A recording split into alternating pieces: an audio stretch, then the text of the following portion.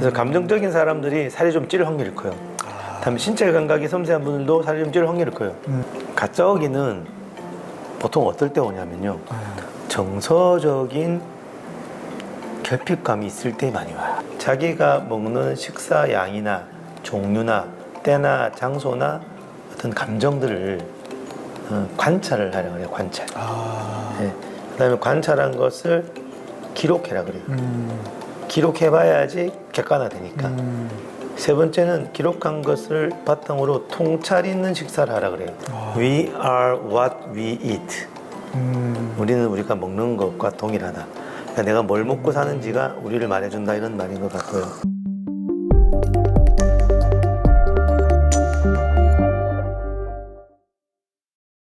지금 그냥 카메라는 보고 있었습니다. 아 그래요? 네. 자, 하나 둘 셋.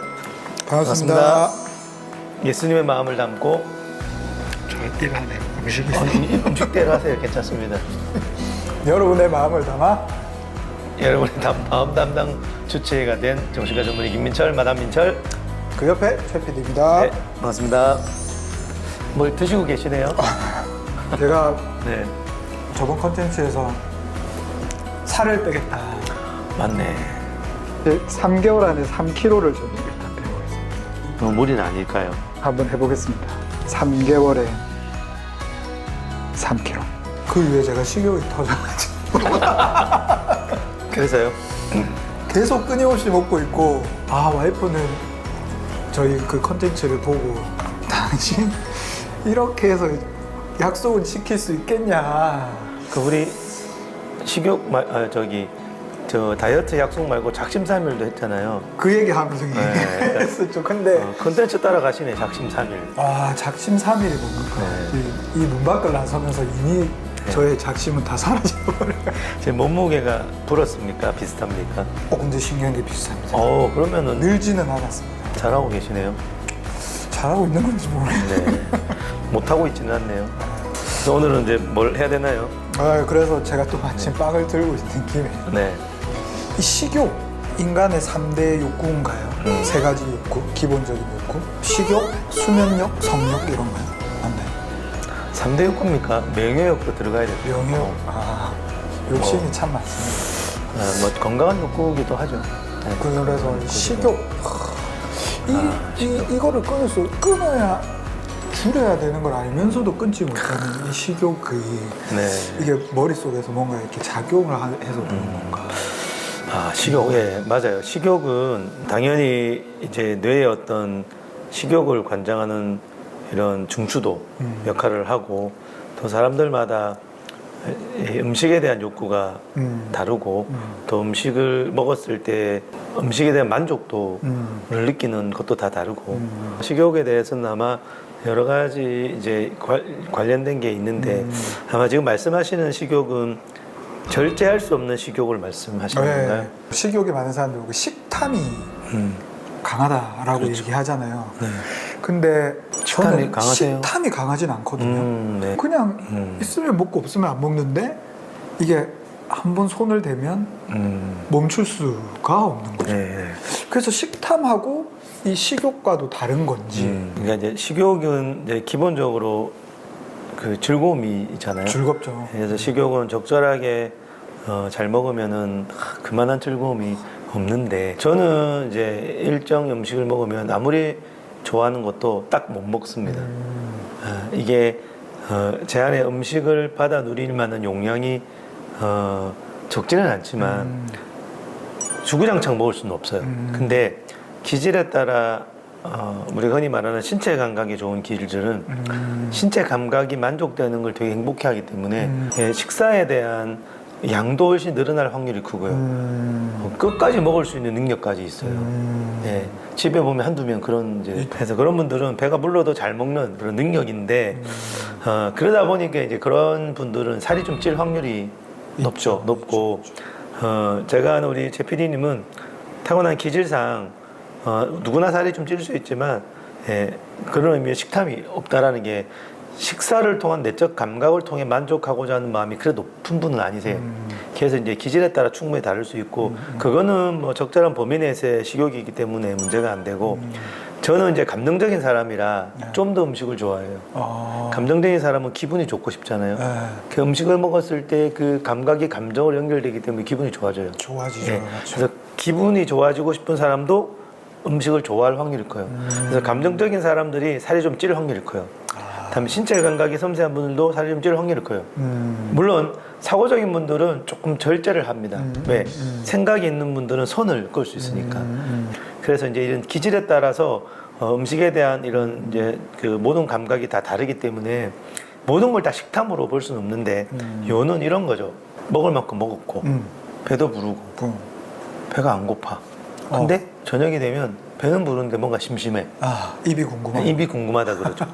네, 그런 경우에 우리가 이제 오버해서 먹게 되잖아요. 그렇죠. 그럼 그런 경우를 우리가 가짜 식욕, 가짜 허기, 아, 예, 가짜 허기. 예, 배가 고파야 허기지는데 배는 불러. 근데 뭔가 먹고 싶어. 그러니까 배에서 오는 신호가 아닌 거예요. 아, 음식이 부족해서 먹고 싶은 게 아닌 거예요. 그거 왜 먹고 싶은가?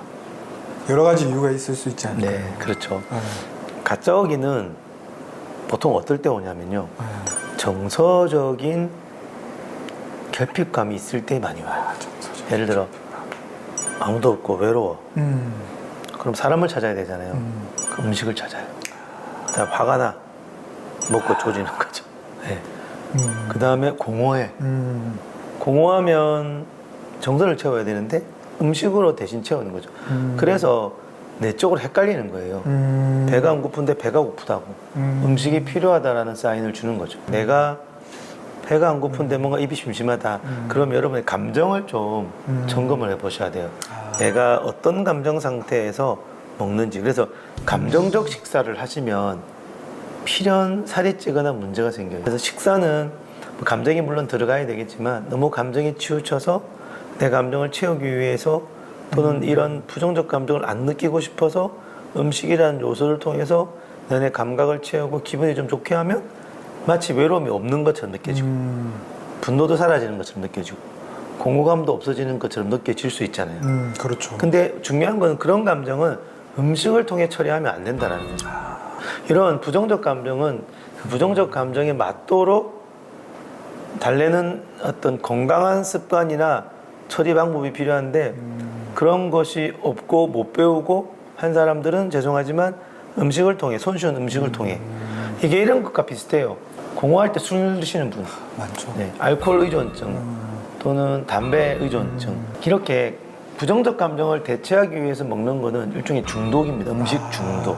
네, 그런 것들을 조금 감별을 해야지 식탐인지 정상 식욕인지가 좀 나올 수 있지 않을까 싶어요. 이게 이 양상은 다를 수는 있지만 그 어떻게 보면 그 원인을 들여다보면 좀 뭔가 내 안에 마음이든 그렇죠. 정신적이든 영적이든 이 공허함이 있을 때 좀 네. 그런 것들이 많이 맞습니다. 그래서 지금 말씀하셨던 것처럼 이 음식으로 내적 공허를 채우려는 시도가 성경에 나옵니다.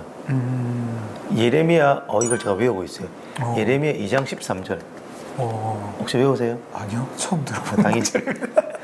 하나님이 이스라엘 백성에게 그들이 포로로 잡혀가고 이러는 상황에 대한 진단을 해주시는 구절이에요. 내 백성이 두 가지 악을 저질렀대요. 첫 번째 악은 생수에 근원된 하나님을 버린 것. 두 번째 악은 생수의 근원을 버렸으니까 목마르겠죠. 스스로 저축하지 못할 물 웅덩이를 판 것. 자, 하나님이 생수의 근원인데 하나님을 버렸어요. 그러면 목마른 것은 하나님이 없어서 목마른 거잖아요. 하나님께로 돌아가면 되는데 안 그러고 하나님 대신할 만한 내가 파는 물이 새는 웅덩이를 파서 그 물을 마시면서 만족하고 있는 거죠. 이게 중독을 표현하는 말씀이에요. 내 안에 어쩌면은 하나님이 없는 영역을 음식으로 채우려는 시도 너무 딥한가요? 근데 그럴 수 있을 것 꽤 같아요. 많아서 그래요. 예. 이런 거예요. 어릴 때 어린아이가 어릴 때 학교 갔다 왔는데 집에 아무도 없어. 초등 1학년짜리가. 그럼 아이가 불안하기도 하고 외롭기도 하겠죠. 근데 이걸 아이가 다룰 수 있는 능력이 없어요. 보통은 부모가 있어서 품어주면 아이가 부모라든지 친구를 통해서 어떻게 감정을 추스리는지를 무의식으로 배울 텐데 아무도 없는데 괴로운 거예요. 근데 이 아이가 먹는 걸 좋아하네? 그 집에 우연히 음식이 있어서 먹었어. 근데 먹고 나니까 좀 마음이 편안해져. 그럼 이 아이는 학습을 하는 거죠. 외로울 때 음식 먹으면 편안해지는구나. 이런 것들이 자라면서 반복 학습이 돼요. 그러면 자 보세요. 어릴 때 외로움이 있을 때 건강하게 다루는 법을 배운 적이 별로 없고 음식으로만 다루는 것을 배웠잖아요. 그럼 커서도 외로우면 본능적, 습관적, 중독적으로 음식으로만 간다는 거죠. 그래서 어릴 때부터가 중요한 건 맞는데 지금이라도 내가 혹시 음식 의존도가 너무 높다면 지금이라도 음식을 먹고 싶은 그 욕구는 음식 욕구가 아닐 수 있고 내 안에 어쩌면 외로움이거나 공허함이거나 불안이거나 우울이거나 그런 부정적 정서를 메꾸기 위한 시도는 아닐지 생각해 보시면 어떨까 하네요.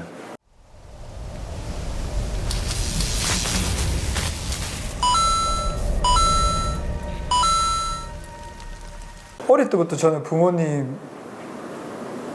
이제 어디 가서 누군가 이제 음식을 대접을 해주거나 누구 친구 집에 가서 부모님이 밥을 주시면 맛있게 많이 먹어라. 그게 그 분에 대한 예의다라고 이제 배우면서 이제 크다 보니까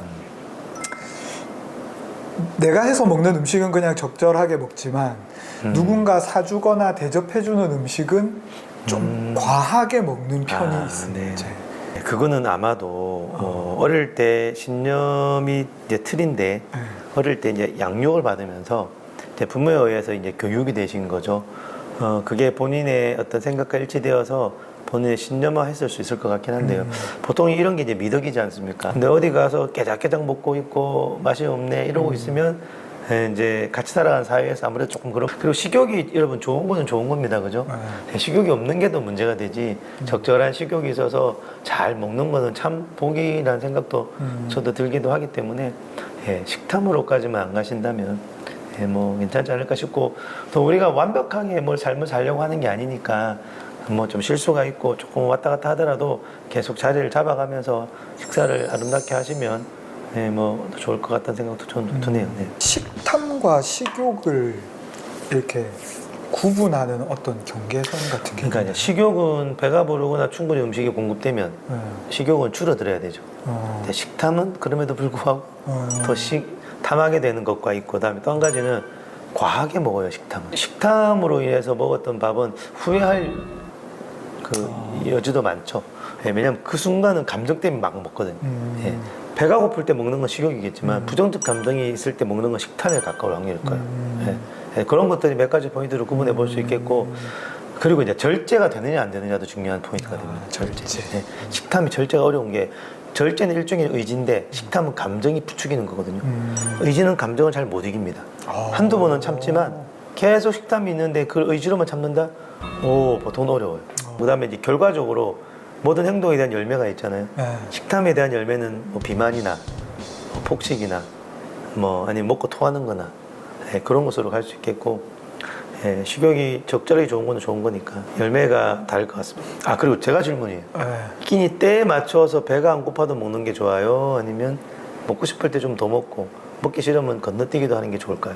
때에 맞춰서 잘 먹는 게 좋겠죠. 그렇겠죠. 규칙적인 사람들은 확실히 이제 규칙에 맞게끔 배가 안 고파도 좀 먹는 경향이 있고 또 약간 정서적이거나 이런 사람들은 좀 이렇게 건너뛰고 배고플 때 많이 먹기도 하는 것 같은데 규칙성이라는 건 일단 좋은 것 같고요. 근데 이제 배가 안 고픈데 너무 억지로 먹고 하면 괴롭겠죠. 근데 또 그런 경우들도 있잖아요. 배 부르고 안 먹고 싶은데 어떤 분위기나 상황이 꼭 먹어야 하는 그런 어떤 압력에 의해서 마지못해 먹는 거를 감정 식사라 그러기는 해요. 건강한 식사는 아닌 거죠.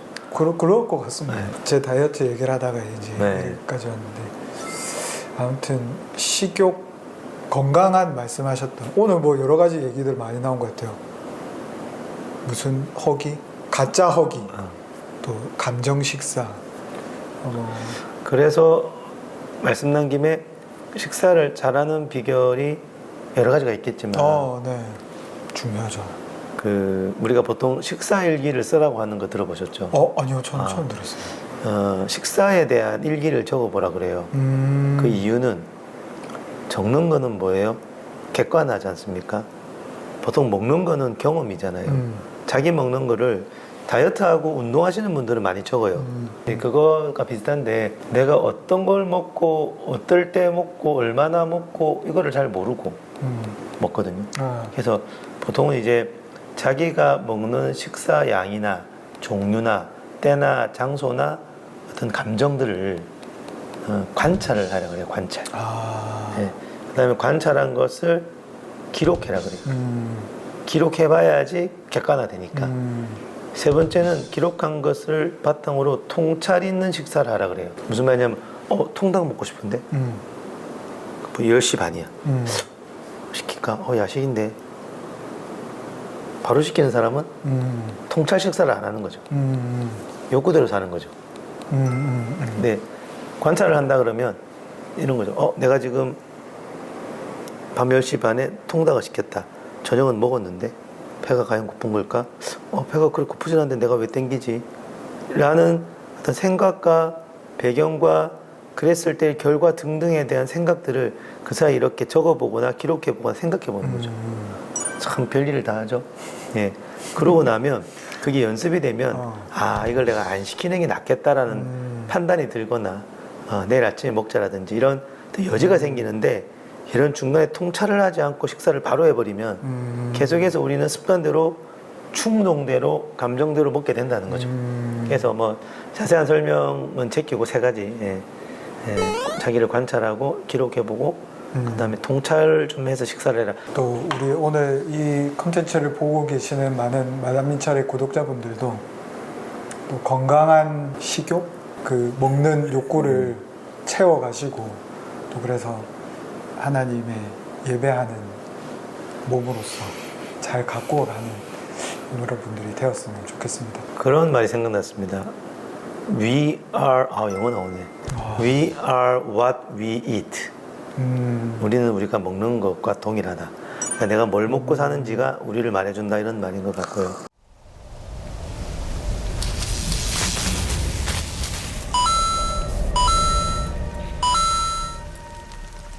저는 유튜브 하기 전에는 구독자 수에 연연하지 않으리라 했으나 제 성향상 최근에 1000명이 넘어갔습니다.